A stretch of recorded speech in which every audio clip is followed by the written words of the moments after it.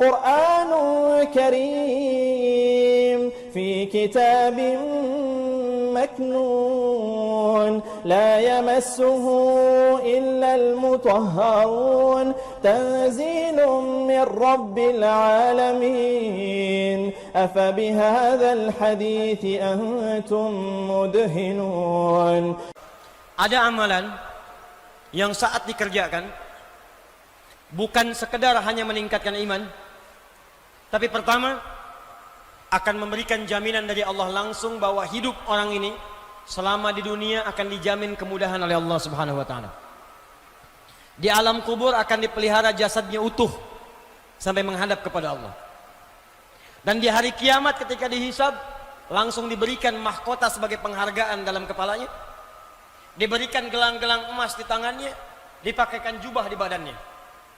Dan yang paling dahsyat, saat masuk surga, dia diperkenankan menggandeng bapak ibu yang telah melahirkannya, bapak yang telah bekerja keras untuknya, istri yang mendampingi selama hidupnya, dan anak keturunan yang telah hadir dari kehidupan rumah tangganya. Semuanya akan dipimpin orang ini masuk ke dalam surga. Bukan surga biasa, tapi surga yang paling tinggi dan disambut oleh semua malaikat di depan pintu surga.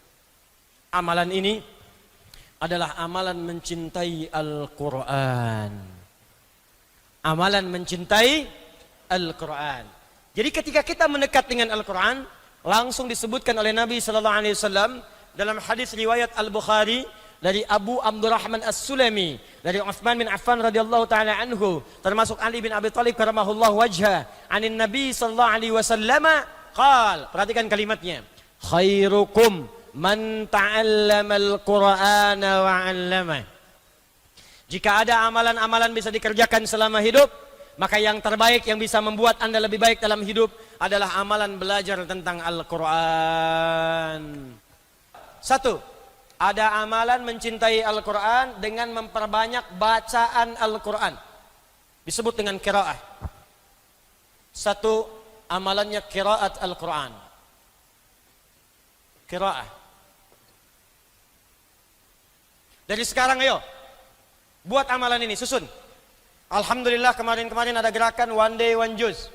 Sehari 1 juz baca. Naikkan sehari 2 juz, sehari 3 juz, sehari 4 juz. Cintai Qurannya. Karena itu Nabi sering memotivasi kita. Bahkan kata Nabi, buka hadis riwayat At-Tirmidzi, nomor hadis 2010. Orang yang terbiasa membaca Al-Quran, maka 1 huruf dari Al-Quran itu akan diberikan 10 balasannya. Man qara'a harfan min kitabillahi falahu asyru hasanat walam aqul alif lam mim harfun walakin alifun harfun lamun harfun mimun harfun walikulli harfin asyru hasanat. Siapa yang biasa baca 1 huruf dari Al-Quran walaupun cuma 1 huruf akan dibalas oleh Allah 10 kebaikan. Saya tidak katakan alif lam mim 1 huruf, tapi alifnya sehuruf, lamnya 1 huruf, mimnya 1 huruf. Setiap hurufnya 10 kebaikan. Anda sholat subuh 2 rakaat, selesai sholat diberikan 10. Dalilnya Quran surah ke-6 ayat ke-160. Man jaa'a bil hasanati falahu asyru amsalihha. Selesai sholat dikasih 10. Tapi Quran 1 huruf diberikan 10. Baru 1 huruf. Nun 10. Sudah dulu Taha 20. Alif lam mim 30. Jangan menghitung 1, 2, 3, 4, 5, 6, 10. Bukan begitu caranya, Joni. Di hadis Muslim masuk masjid saja baru masuk sudah dapat 25. Kata Nabi cara ngitungnya 1 ke 2 500 tahun. 3 500 tahun, 3 ke 4 500 tahun. Jadi kalau ada sehari nggak baca Quran, kehilangan berapa ribu tahun Anda pahala di sisi Allah Subhanahu wa taala. Quran. Jadi kalau Anda merasa banyak maksiat, harus pintar, cari amalan-amalan paket hemat, dikerjakan pahala berlimpah. Baca Quran paling bagus. Dosa 100, bacakan bismillahirrahmanirrahim 19 huruf, 190, nutup tuh. Tapi kalau 100 baru dosa masa, telinga belum, lisan belum, tangan belum, kaki belum, maka cari surat-surat yang kita baca dari awal sampai akhirnya. Kalau ingin 30 juz, bikin caranya. Saya mudahkan dengan izin Allah Subhanahu wa taala. Perhatikan. Kalau langsung dibaca 1 juz rasanya lama. 1 juz bagi 5 waktu salat. Subuh, zuhur, asar, maghrib, isya. Bagi 5. Al-Fatihah nggak usah dihitung. Contoh juz pertama. Al-Baqarah 1 sampai 141. 141 bagi 5 berapa? Cepat. 28. 28, subuh 28 ayat, zuhur 28, asar 28, maghrib isya 28.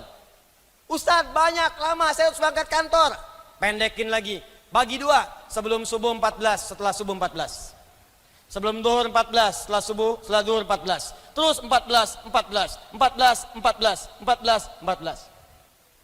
14 ayat itu berapa menit sih? Paling lama 5 menit. Apa nggak punya waktu 5 menit untuk menggugurkan dosa Anda? Apa nggak punya waktu 5 menit untuk akhirat Anda? Bahkan Anda di sekarang, Masya Allah, di mobil bisa tilawah Quran, di jalan bisa baca Quran, cuma 5 menit. Jika Anda bisa investasi 5 menit dengan sesuai rumus ini, sehari selesai 1 juz, 30 hari sebulan selesai 30 juz. Ustadz belum sampai, cari wirid-wirid kata Al-Imam An-Nawawi. Dari Al-Quran, cintai beberapa surat tertentu, dawamkan untuk dibaca. Nabi menyampaikan dalam hadis sahih di Al-Bukhari, orang yang senang baca Al-Baqarah dan Ali Imran, maka keduanya akan menjadi awan yang melindungi di hari kiamat. Ka'annahuma ghanamat.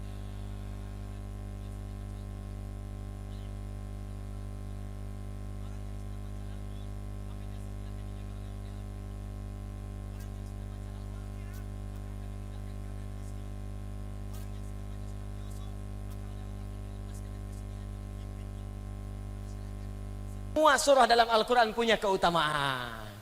Maka silahkan Al-Baqarahan, Ali Imranan, An-Nisaan, Yasinan, Al-Kahfian. Ya. Jangan cuma Qul Huwallahan, Qul Al-Falakan, An-Nasan. Cari ayat-ayat, cari surat-surat yang kita bisa jadikan wirid. Buka kitabnya Imam An-Nawawi. Sebelum menulis Al-Arba'in 42 hadis. Riyadus Shalihin 1896 hadis. Sebelum menulis kitab Syarah Sahih Muslim 9 jilid. Beliau menulis At-Tibyan fi Adab Hamalatil Quran. At-Tibyan fi Adab Hamalatil Quran. Klik di Google At-Tibyan Al-Imam An-Nawawi, keluar muncul. Cari terjemahannya. Kalau punya kitabnya cari terbitan Darun Nafais halaman 52, paling kanan di pertengahan. Beliau menyampaikan ada kebiasaan salafus saleh. Di sejak zaman dahulu mereka kalau sedang akan tidur atau dalam kebiasaan hariannya punya wirid bacaan-bacaan Al-Quran. Nabi mencontohkan wirid sebelum tidur. Baca Al-Ikhlas, Al-Falaq, An-Nas, ayat kursi. Bacakan ayat kursi supaya mencegah setan mengganggu dalam tidur kita. Tapi setannya kuat Ustaz. Tidak cukup dilempar dengan ayatnya, lempar dengan kursinya sekalian. Biasakan baca. Ternyata ada di antara orang salaf membiasakan baca Al-Baqarah. Karena ingin dinaungi di hari kiamat. Baca Al-Baqarah sebelum tidur. Baca. Allahu Akbar. Saking dekatnya dengan Al-Quran, maka dia dijaga oleh Qurannya. Ternyata sekali waktu dia tertidur, belum sempat baca Al-Baqarah saking lelahnya. Tiba-tiba dia bangun pertengahan malam. Bangun. Temannya kaget terkena bagian tangannya. Dia bangun juga. Dia bertanya, "Madza bika? Kenapa kamu?" Kata orang ini, "Wallahi, ra'aitu fil manam laqad natahatil Baqarah." Saya tadi ketiduran. Dalam tidur saya mimpi diseruduk Al-Baqarah. Di saking seringnya baca Al-Baqarah, ayat itu, surat itu menjadi dekat dengan dia. Kamu belum baca saya. Bahkan sebelum datang hari kiamat untuk menaungi dia dari sengatan matahari yang sangat terik, di alam dunia pun dijaga dengan surat yang biasa dia baca. Biasakan. Pasang target. Ustadz saya belum lancar. Berita baik dari Nabi At-Tirmidzi, nomor hadis 2020. Perhatikan kalimatnya. Walladzi yatata'ta wa huwa syaqqun 'alaihi falahu ajran. Orang yang baru belajar baca Quran, terbata-bata bacanya, orang baca alif lam mim, dia baca alif lam mim, falahu ajran, dia mendapatkan pahala 2 kali orang yang lancar. Oh kalau gitu saya terbata-bata aja Ustaz ya. Maksudnya satu pahala ikhtiarnya, yang kedua pahala bacanya. Sedangkan orang yang lancar dapat pahala plus ma'asyafratil kiramil bararah, akan diiringi hidupnya oleh malaikat yang menjaga dia. Jadi kalau Anda lancar baca Quran, punya program baca Quran, Quran itu selain menjaga iman Anda akan dijaga malaikat, disebut oleh Nabi namanya syafaratil kiramil bararah. Kiram artinya mulia. Jadi orang yang dekat dengan Al-Quran akan dijaga kemuliaan hidupnya. Dijaga dari perbuatan maksiat. Jadi kalau Anda terbiasa tilawah Quran, rajin baca Quran, nanti akan ada malaikat di sekitaran kita akan menjaga supaya Anda tidak berbuat maksiat. Sebab kalau Quran masuk ke dalam tubuh kita, yang kotor keluar. Malaikat menjaga. Cuman karena malaikat sifatnya gaib, tidak tampak. Kalau tampak, Anda susah. Begitu mau jalan, sayap terbentang. Psst, kamu siapa? Malaikat maut. Nggak jadi baca Quran. Malaikat. Yang kedua, mencintai Quran dengan tilawah. Satu qiraah, dua tilawah. Kalau qiraah, sekedar baca, tidak menuntut pemahaman. Kalau tilawah, dari asal kata tala yatslu tilawatan, punya tiga arti. Al-qiraatu wal fahmu wal amalu bima fuhima. Baca, pahami, amalkan. Itulah tilawah. Makanya ketika ada orang baca Quran, cuma baca disebut qori dari qiraah. Tapi seringkali orang tua kita suka mendampingi dengan yang menerjemahkan. Supaya maknanya dipahami. Saat dia menerjemahkan, dia disebut apa namanya? Ada orang baca, ada orang menerjemahkan. Yang menerjemahkan disebut apa? Tuh, tilawahnya muncul. Sari tilawah. Sebetulnya cuma tilawah saja, nggak pakai sari. Cuman mungkin di Indonesia yang pertama kali tilawah namanya busari. Makanya disebut sari tilawah. Ya. Tilawah saja, tilawah. Tapi tidak salah kalau ingin disebut sari tilawah. Tilawah itu intinya menggali makna-makna Al-Quran untuk diamalkan dalam kehidupan. Nah sekarang silakan, gak usah sulit-sulit. Yang kita butuhkan apa yang Anda kerjakan itu apa? Contoh, maaf ya maaf, Anda sudah jadi ayah berapa tahun? Ibu di bawah sudah jadi ibu berapa tahun? Kenapa Anda tidak mengeluarkan ayat-ayat tentang ayah dan ibu? Pelajari, praktekkan, amalkan.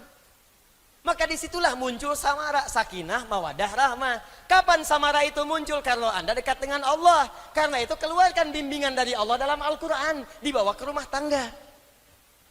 Anda pekerjaannya apa? Bisnis Ustadz, keluarkan ayat-ayat tijarah dalam Al-Quran. Bimbingan bisnis dalam Al-Quran. Anda kerja di mana? Di birokrasi Ustadz, diplomasi Ustadz, keluarkan ayat-ayat pemerintahan. Keluarkan, praktekkan dalam pekerjaan Anda. Anda kerjanya apa? Saya masih kuliah Ustadz, keluarkan ayat-ayat ilmu dalam Al-Quran, praktekan. Itu yang disebut dengan tilawah. Tafsirnya disebut tafsir maudhu'i, tafsir tematik. Mempelajari Al-Quran untuk mengamalkannya. Itu yang banyak dipelajari oleh sahabat-sahabat Nabi SAW. Kata Abu Abdurrahman As-Sulami, aku sejak belajar, akhadtu al-Qur'ana an qaumin. Aku belajar Quran dari sekelompok orang. Yang dimaksud sekelompok orang ini sahabat.